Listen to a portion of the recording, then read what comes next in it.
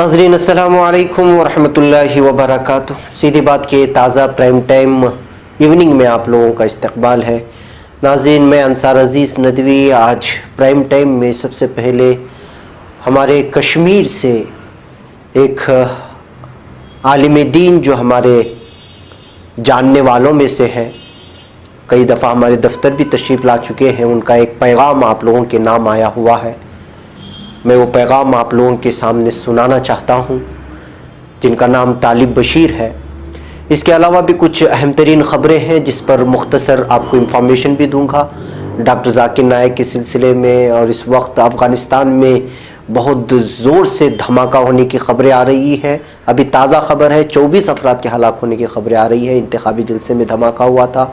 और इसके अलावा भैंसा बुग्गी का भी चालान काटने लगा है, इस तरह की खबर आई है। इसके अलावा भी कुछ अहम तरीन ख़बरें ज़रूर उस पर मैं तबसरा करूँगा। उससे पहले आप लोगों से दरख्वास्त है कि जिन लोगों ने हमारे चैनल को सब्सक्राइब नहीं किया है वो ज़रूर सब्सक्राइब कर लें और हमारी इन वीडियोस को दूसरों तक पहुँचाने में हमारी मदद करें।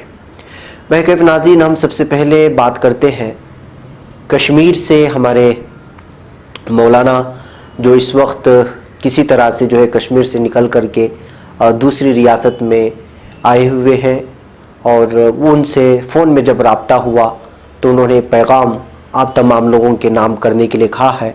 मैं उन्होंने जो लिखा है लफ्ज़ ब लफ्ज़ वो आप लोगों के सामने पेश करूँगा ताकि हकीकत क्या है उससे आप लोग वाकिफ़ हो सके। वो अपने छोटे से मज़मून को, सीधी बात को भेजे गए अपने इस मज़मून को, मैं बुलबुल नाला हूँ एक उजड़े गुलिस्तां का, इस तरह इस अपनी तहरीर की सुर्खी बांध कर लिखते हैं।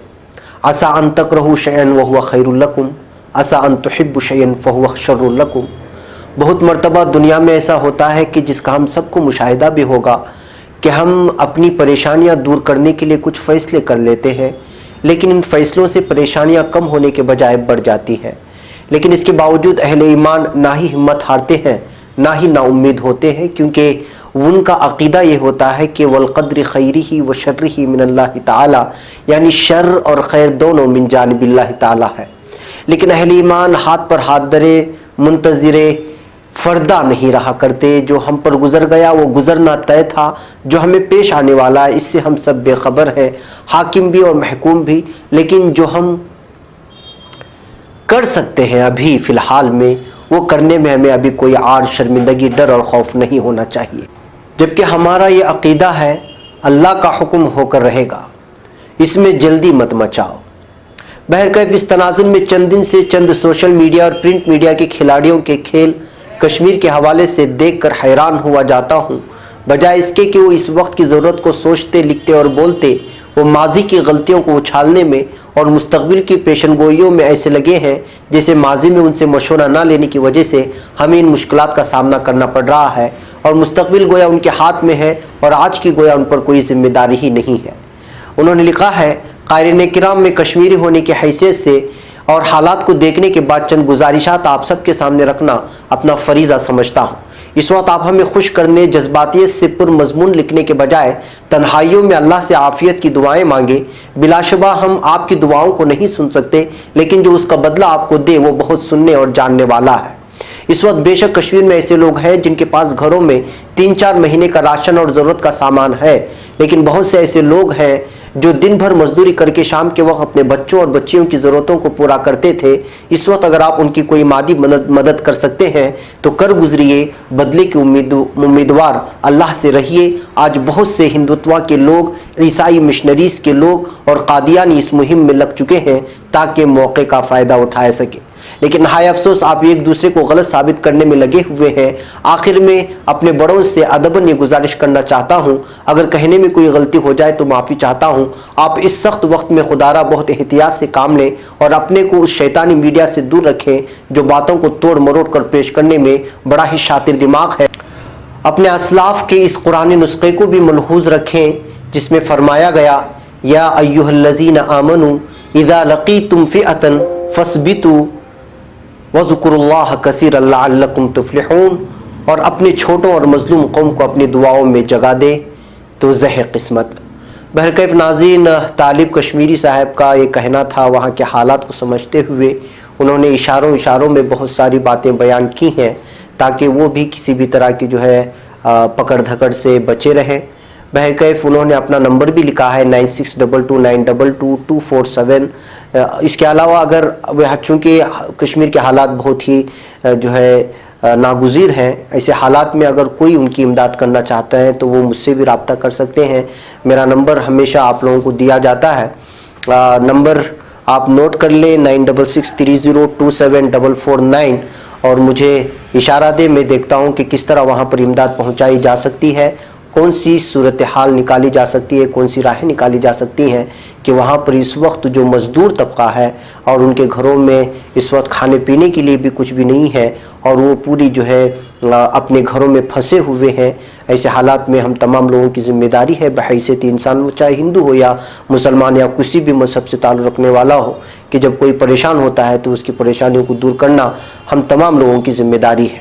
بہرکیف ناظرین، میں نے جو نمبر دیا ہے اس کو بھی نوٹ کریں، اور اگر کوئی وہاں پر اپنا کسی بھی طرح سے جو ہے مدد کرنا چاہتا ہے تو مجھے اطلاع کر دے، میں ہمارے عالم دین دوست سے بات کرتا ہوں کہ کیا شکلیں اور صورتیں وہاں تک پہنچانے کی ہو سکتی ہے، پھر اسی طرح انشاءاللہ ان لوگوں تک پہنچنے کی پوری کوشش کی جائے گی، یا پھر یہ بھی کوشش ہوگی کہ کوئی خاص ٹیم یا کسی تنظیم کو جو یہاں مقامی سطح کی ہو، وہ جو ہے کسی بھی طرح سے کشمیر پہنچنے کے لیے کس طرح کی جو ہے سرکاری امداد لے سکتے ہیں، کس طرح جو ہے سیکورٹی ان لوگوں کو حکومت کی جانب سے لی جا سکتی ہے، یہ ساری چیزیں ہم لوگ سوچ سکتے ہیں، آگے قدم بڑھا سکتے ہیں۔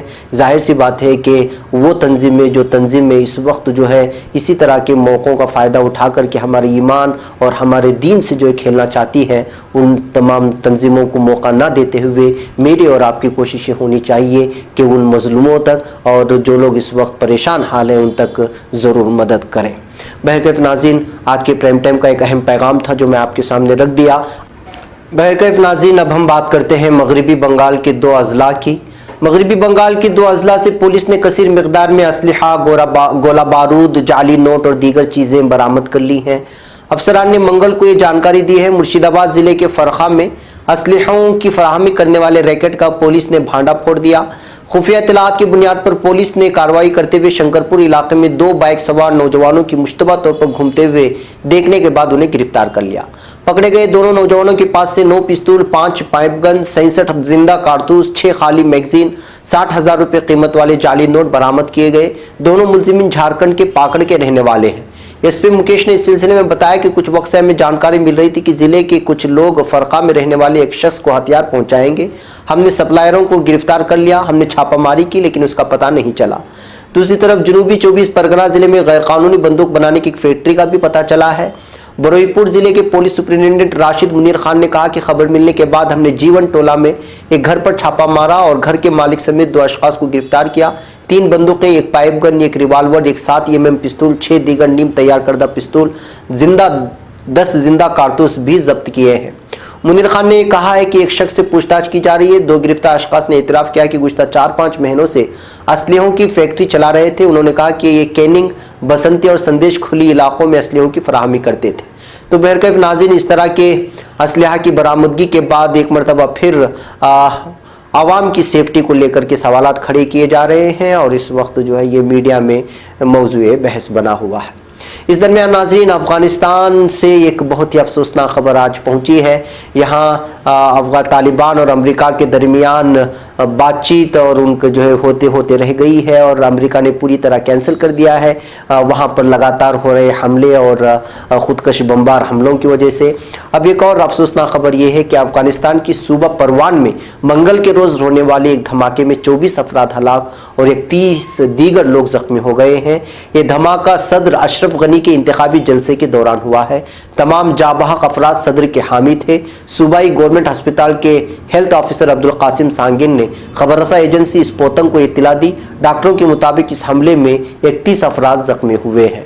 بہرکیف ناظرین، اس دوران یہ خوشی اس بات کی ظاہر کی جا رہی تھی کہ جو ہے امریکہ اور तालिबान में मुज़ाकरात होने जा रहे हैं और अफ़गानिस्तान का ये मामला हल हो जाएगा और वहाँ पर जंग ख़त्म हो जाएगी और अमेरिका की जितने भी वहाँ पे फोर्सेस हैं, फ़ौजी हैं, वो वापस लौट जाएंगे। लेकिन अब इधर कुछ दिनों से देख रहे हैं कि जो है इस वक्त अफ़गानिस्तान की हालत नाकाबिले बयान हो चुकी है। हर 2 दिन में किसी न किसी धमाके की खबरें आ रही हैं जो अफ़गानिस्तान के लिए बहुत ही तशवीशनाक भी है और लगता है कि यहाँ पर इस वक्त हालात मामूल पर आने के लिए कई साल और लग जाएंगे। बहरकैफ नाज़रीन, अब बात करते हैं एक और ख़बर की, जिस खबर को झूठ फैलाया जा रहा था लेकिन अब उसकी हकीकत सामने खुलकर क्या है सामने आई है। मरकज़ की मोदी हुकूमत ने इस्लामी स्कॉलर जाकिर नायक से मुतालिक गुज़िश्ता दिनों एक बयान दिया था कि जिसमें कहा था पीएम मोदी ने जब मलेशिया के पीएम महासिर मोहम्मद से मुलाकात की तो उन्हें हिंदुस्तान के हवाले करने के बारे में भी बात हुई, लेकिन मलेशियाई पीएम ने अब इस सिलसिले में एक बड़ा बयान जारी किया है। उन्होंने कहा कि पीएम मोदी ने इनसे मुलाकात के दौरान जाकिर नायक के हवाले किए जाने पर कोई बात नहीं की। दरअसल महासिर मोहम्मद से जब मीडिया ने सवाल किया कि क्या जाकिर नायक को हिंदुस्तान वापस भेजने की कोई तजवीज़ है, उस पर उन्होंने कहा कि कई ममालिक इसे यानी जाकिर नायक नहीं चाहते। मैं पीएम मोदी से मिला, उन्होंने मुझसे इसके बारे में बात नहीं की। ये शख्स हिंदुस्तान के लिए भी मुसीबत है।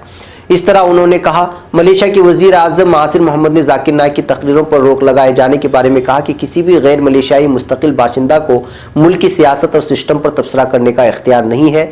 उन्होंने कहा कि जाकिर नायक मलेशिया का शहरी नहीं है, उसे गुज़िश्ता हुकूमत के ज़रिए मुस्तकिल बाशिंदा का दर्जा दिया गया था। मुस्तकिल बाशिंदे का मतलब ये नहीं कि वो मुल्क के निज़ाम या सियासत पर तबसरा करे, उसने उसकी खिलाफ वर्जी की है, अब उसे बोलने की यहाँ पर इजाज़त नहीं है। बहरकैफ नाज़रीन, ये खबरें यहाँ पर दी गई थी और चूंकि जो है मोदी हुकूमत की जानिब से झूठ फैलाया जा रहा था कि उन्होंने जो है जाकिर नायक को हवाले करने की पेशकश मुतालबा किया है, लेकिन अब जब बयान सामने आया है तो जो है मोदी हुकूमत एक मरतबा फिर मीडिया के घेरे में आ गई है और अपोजिशन इस बात को लेकर के लगातार उन पर तनकीद कर रही है कि वो झूठी खबरें फैलाने में माहिर है।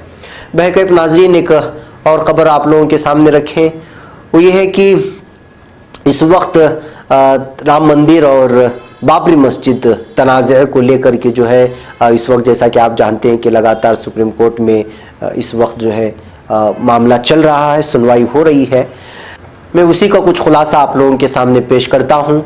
है राम के वजूद पर हिंदुस्तान को नाज, अहले नज़र समझते हैं इसको इमाम हिंद।